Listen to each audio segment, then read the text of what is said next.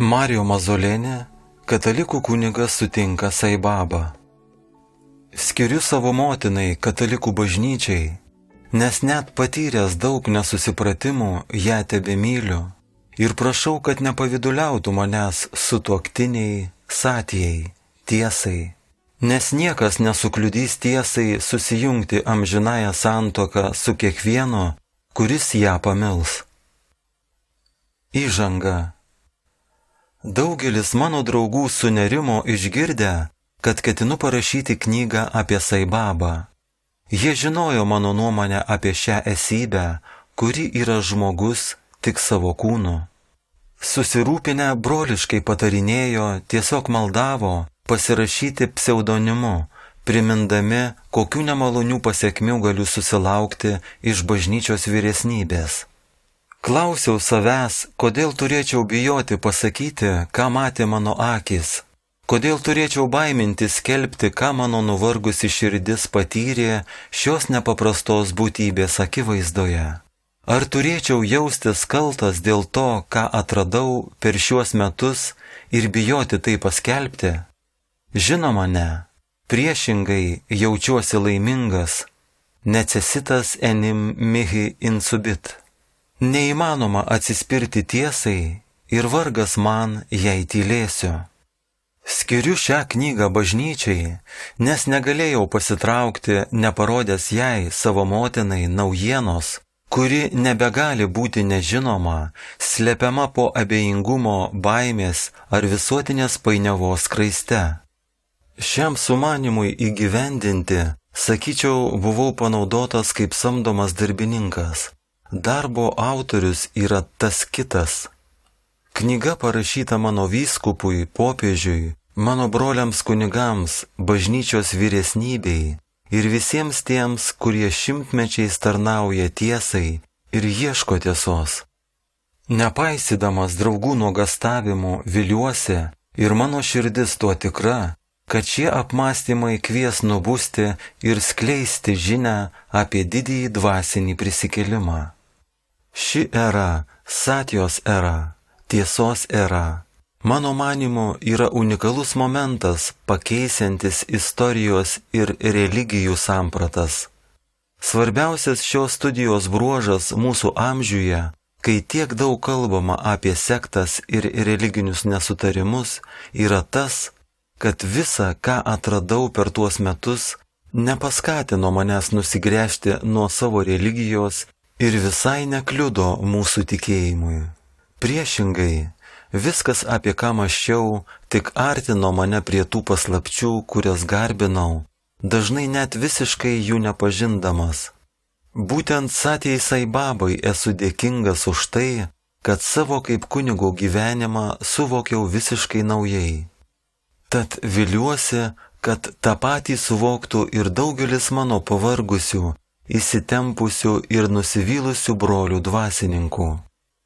Esu dėkingas visiems už neįkainojamus patarimus, ypač profesoriui Pier Antonio Di Coste, padrasinusiam ir palaikiusiam šios knygos rašymą. Šią knygą dedu prie kojų to, kuris ją įkvėpė, viengimiui praeities, šiandienos ir amžinojo laiko sūnui, absoliučiai tiesai, vildamasis, kad šis vaisius, kurį tik jis vienintelis turi teisę nuskinti, bus jam malonus ir priims jį kaip auką didesniai savo šloviai. 1990 metai, lapkričio 23 diena, Don Mario Mazzoleni. Citata. Kiekvienas avataras yra stebinantis reiškinys, bet taip pat stebėtina jo neatpažinti. Saibaba.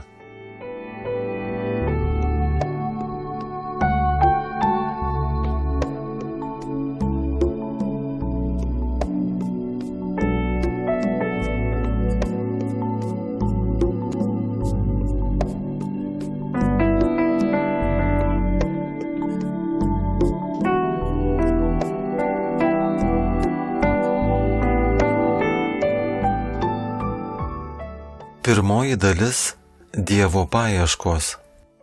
Pirmasis skyrius paieškos prasideda. Taigi, ieškojimas išminties paruošia karalystei. Iš Išminties knygos. Kai pradėjau rašyti šią knygą, galvoje nuolat sukosi dvi mintys.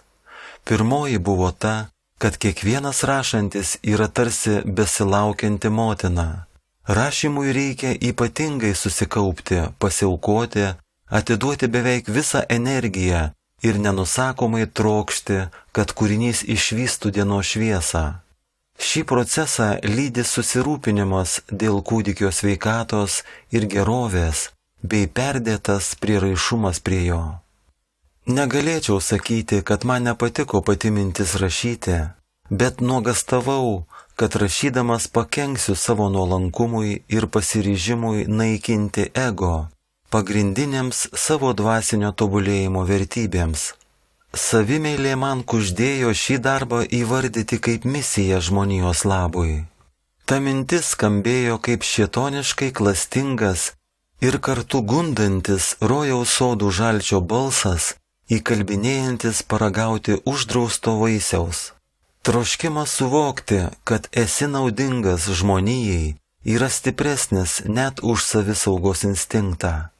Antra mintis, kurios nepajėgiau atsikratyti, buvo ta, kad viskas, apie ką žmogus nori kalbėti, jau ne vieną kartą pasakyta. Per tūkstantmečius ištekėjo žodžių upės, o išradus spausdinimo mašiną prirašyta šūsnys lapų. Įžengęs į knygyną kas kartą tuo įsitikinu, nes kiekvieno, net ir banaliausių klausimų jau randu parašytą traktatą.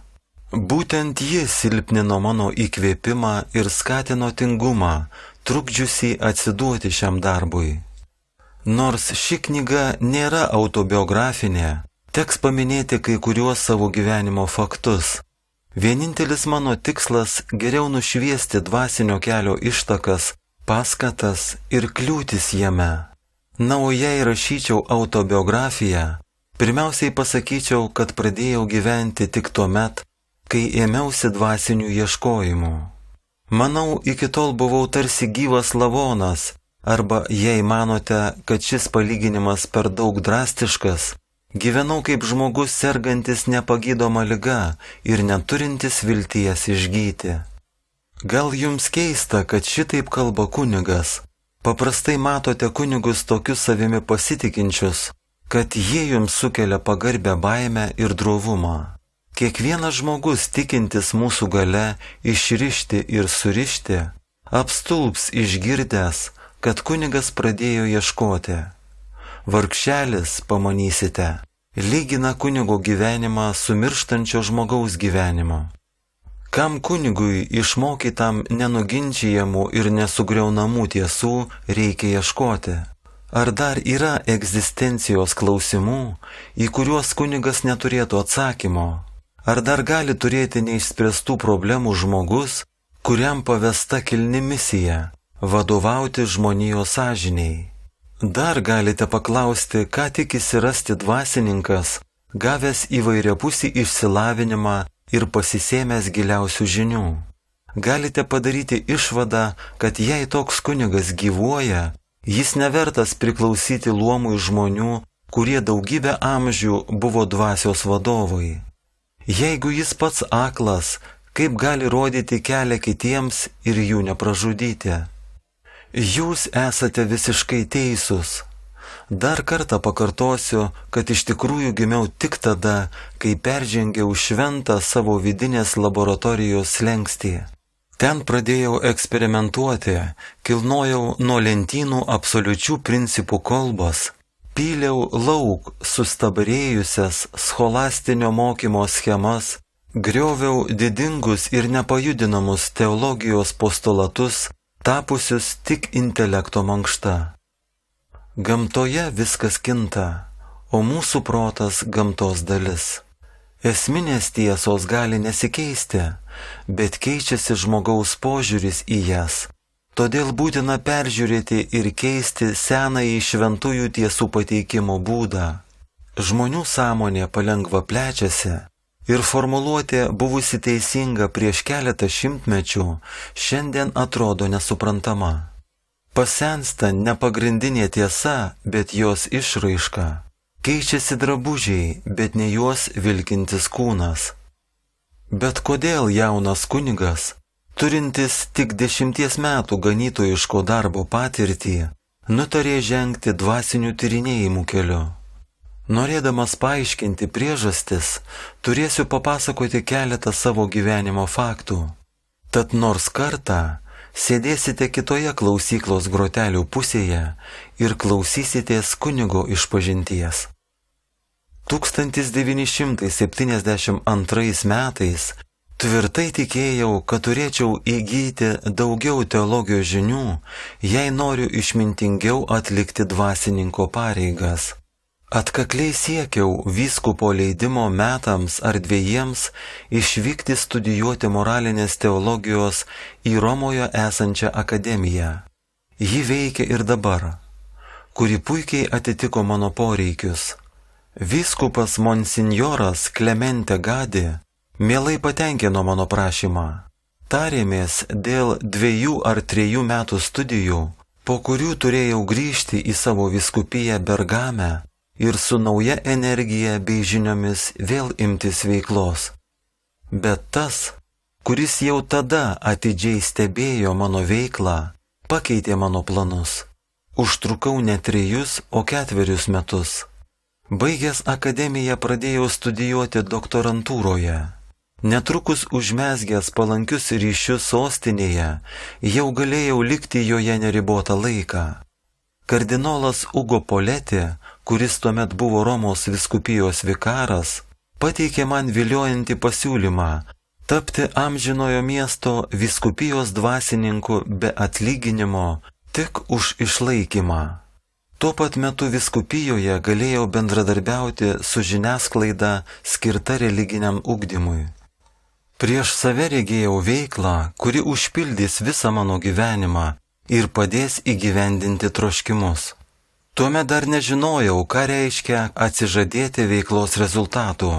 Nors skelbiau žinomą Evangelijos tiesą, kabutėse, esame nenaudingi tarnai. Tad viskas, kas žadėjo judėjimą ir veiklą, tiko jaunam pavojingo 27 metų amžiaus kunigui, palikusiam Valbrembaną ir puolusiam į Romos glėbį. Netrukus palankus vėjas išskleidė bures. Bendradarbiavau su Vatikano radijumi, skaičiau paskaitas apie garso ir vaizdo priemonių panaudojimą ganytojiškame darbe, turėjau ryšių su Italijos nacionalinio radijo ir televizijos vadovais, rašiau straipsnius ir laisvai bendravau su aukšto rango dvasininkais. Kai kurių įžymių prelatų palankumas drąsino mane toliau eiti šios veiklos keliu. Draugai ir kolegos pranašavo puikią karjerą. Kai grįždavau kelioms atostogų dienoms namo, miestelio žmonės į mane žiūrėdavo susižavėję, o kunigai klausinėdavo apie naujus Vatikano vėjus, norėdami sužinoti įvairiausių smulkmenų iš vyskupų ir kardinolų gyvenimo arba tiesiog jų nuomonių. Jiems atrodė, kad jei jau esu krikščionybės centre, tai žinau visas Vatikano rūmų koridoriuose sklandančias paskalas. Visa tai labai džiugino mano tėvus, kurie sunkiai pakėlė išsiskyrimą su manimi. Motina, turinti sūnų kunigą, jaudinasi, kad jis pasmerkė save amžinai vienatvei. Tokios motinos nenusiramina, kol nepamato savo sūnaus karjeros aukštumose. Viena mamos draugė, šiek tiek aiškiaregė, įteigė jai gan juokingą mintį, kad vieną gražią dieną tapsiu popiežiumi. Mama vargšelė net tirpo iš pasitenkinimo, kai tik galėdavo pasakyti žmonėms, smarkiai viską pagražindama, kaip daro visos mylinčios motinos, kad jos sūnus yra Vatikane. Maniau, kad šitaip nuraminu savo sąžinę ir buvau tvirtai įsitikinęs, kad darau tai, ką reikia. Tačiau iš tiesų, dirbdamas tuos darbus, ieškojau savęs, bet tada to dar nesupratau. Aplinkiniai man plojo arba pavydėjo. ir viena ir kita tarsi tvirtino, kad pasirinkau teisingą kelią. Tačiau vis tiek jaučiausi nepatenkintas. Iš pradžių tai buvo kažkas nenusakoma, šmėkštelėdavo tarsi vaiduoklis, kurio negalėjau nutverti. Paskui pamažu ėmiau narplioti tą mazgą. Nors aplinkui nebuvo nė vieno galinčio padėti susivokti, ką jaučiu, ar tiesiai šviesiai pasakyti, klausyk, tu klysti, nes sieki vien naudos savo. Iš vis didėjančio nepasitenkinimo supratau, kad privalau perkratyti savo gyvenimą. Mano draugo gydytojo užrašyti žodžiai pirmame dovanotos knygos puslapyje: mano brangiam Don Mario, kad jis vis labiau būtų Don ir vis mažiau Mario, privertė mane susimastyti. Italijoje Don yra pagarbus titulas suteikiamas kunigams. Be abejonės, daugeliui nepasitenkinimas yra pirmasis mokytojas dvasinėme kelyje. Jei gerai įsiklausai, jis diagnozuoja proto būklę ir parodo, kaip tą ligą gydyti. Suvokiau savo nusivylimą ir pradėjau analizuoti jo priežastis. Toks gydymasis nebūtų veiksmingas, jei būčiau tik paviršutiniškai tyrinėjęs savo sąžinę, kaip jau buvau įpratęs. Per dvasinės pratybas, kurias kasmet atlikdavau rekolekcijose, tas suvokimas skaudžiai atsinaujindavo ir aš tarsi išvysdavau pūvantį lavoną. Dvasinės pratybos visada nutrūkdavo kaip tik tuomet, kai prireikdavo ieškoti priemonių taisyti šį apgailėtiną atradimą. Mane, tik retkarčiais kontempliuojantį vienuolį, gelbėdavo vienintelis dalykas – įžadas visą savaitę tylėti. Po tos tylos kabutėse lavonas nebeterždavo mano sąmonės vandenų, bet vis tiek reikėjo nusimesti šią naštą. Deja, staigus grįžimas prie aktyvios veiklos sunaikindavo visus savigraužos pėdsakus. Iš tikrųjų veikla gelbėjo mane nuo nusivylimo. Vakarų kultūroje esame įpratę neveiklumą laikyti gėdinga dingstimi išvengti atsakomybės. Tačiau gyvenime būtina retkarčiais ar nors kartelį sustoti, jei nori surasti save. Staptelėjęs pamatai visą purvą, per metų metus susikaupusį po kilimėliu. Žmogus instinktyviai bėga nuo skausmo ir vaikosi malonumų. Net jei malonumo siekiame netiesiogiai, nes susilaikyti verčia etika arba patys taip pasirenkame, vis tiek bet kokia kaina norime išvengti skausmo. Tam tikslui tinka viskas, o darbas, kilni ir pateisinama priemonė, pats efektyviausias būdas pabėgti nuo savianalizės. Ir vis dėlto nuo stropaus bebro ar darbščios bitės skiriamės tuo, kad galime sąmoningai suvokti: esu nelaimingas, bet nežinau kodėl. Darbas, kurio kaip gelbėjimosi rato griebėmės problemų vandenyne, yra ydinga priemonė paverčianti žmones robotais. Daugelis žmonių gyvena nesusimastydami, nes bijo suprasti, kas jie yra iš tiesų. Ir aš, bijodamas pamatyti save veidrodyje, nerdavau atgal į sūkurį veiklos, kurios beprasmybė man vis labiau aiškėjo. Bet pikčiausias, dvasinių tyrinėjimų kelių pasiryžusio žengti žmogaus priešas įsitikinti, kad jau supratai problemą ir viską supaprastinti. Kartais kai ką papasakodavau kokiam nors kunigui, bet atsakymas visada būdavo toks pats: tu į viską žiūri labai sudėtingai, tai vis tavo fantazijos, nejau neturi kokio mėgstamo užsiėmimo, pasilinksmink truputį ir ramybė sugrįž. Kartais net skaitimas pasunkindavo problemą, užversdamas protą mintimis ir sąvokomis. Iš tiesų reikėjo tik vieno – išvalyti protą, nurimdyti jausmų bangas, kad ramiame paviršiuje išvyščiau saulės atspindį. Bet jei pamažu rimstančių vandenų nesudrumsdavau pats, visada atsirasdavo kokia nors dievobaiminga siela, mananti, kad keldama bangas daro man paslaugą. Vis aiškėjantis žinojimas, kuris mane vertė ieškoti atsakymo, būdavo nuslopinamas įvairiais patarimais, kokia nors veikla ar proto tinguliu. Taip paviršutiniškumas nuskandindavo mano klausimus. Šiandien suprantu, kaip svarbu mylėti save. Nekalbu apie tą egoistinį jausmą taip gerai pažįstamą žmonėms, bet noriu pabrėžti, kad tas, kuris nesistengia pataisyti savo gyvenimo, negali sakyti, kad myli save. Ir aišku, jis negali mylėti kitų. Iš tiesų, kaip gali mylėti artimą kaip save patį, jei savęs nepažįsti taip, kad galėtum pamilti? Žinoma, liūdna, kai toks ribotas būna koks nors pasaulietis, tačiau dar liūdniau, kai šį trūkumą atranda žmogus visą savo gyvenimą pašventęs dieviškiesiems slėpiniams. Taigi šis gyvenimo momentas ir buvo pirmoji stadija negrįžtamo proceso, kurio kulminacija paskatino mane parašyti šią knygą. Žinojau, kad įvyktų dvasinio gyvenimo perversmas, reikia pirmo kryptingo žingsnio. Kaip patarė Saliamonas, citata, todėl meldžiausi ir man buvo suteiktas supratimas, šaukiausi Dievo pagalbos ir atėjo pas mane išminties dvasia. Išaušo didžiųjų permainų diena. Nuėjau pas savo nuodėmklausį tėvą Henrį, gerąjį jėzuitą, kuris kėlė pasitikėjimą ir buvo be galo malonus. Jis buvo kupinas meilės Dievui, atviras naujovėms ir kartu nuolankus Šventosios Motinos bažnyčios tarnas. Nors bendravau su juo neseniai, jis gana daug žinojo apie mano gyvenimą, nes savo dvasiniams vadovams visada stengiausi būti kaip atversta knyga.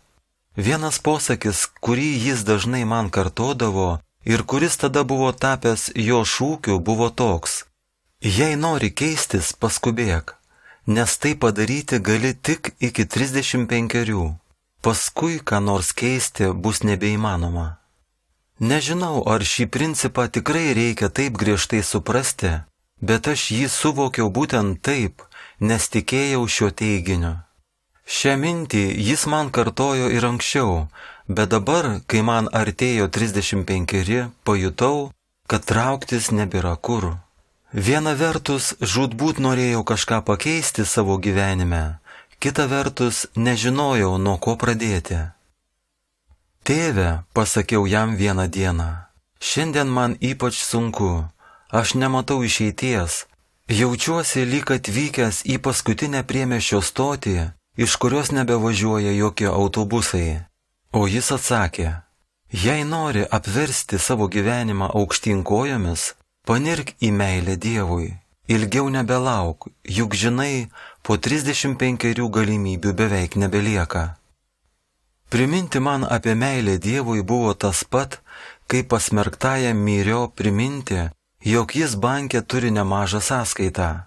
Todėl užuomina apie paskutinį terminą mane suerzino, aš paprieštaravau. Bet tėve, jei mano meilė Dievui dar nėra tobula, tai gal ji tokia bus vėliau? Gal bėgantys metai suteiks man daugiau išminties, be to sendamas turėsiu daugiau savitvardos ir viskas bus daug lengviau, argi ne taip? Kam laukti ir siūlyti Dievui pusiau apgraužtą obuolį, atsakė jis. Veik dabar, kol neišeikvojai savo energijos ir nelauk rytojaus.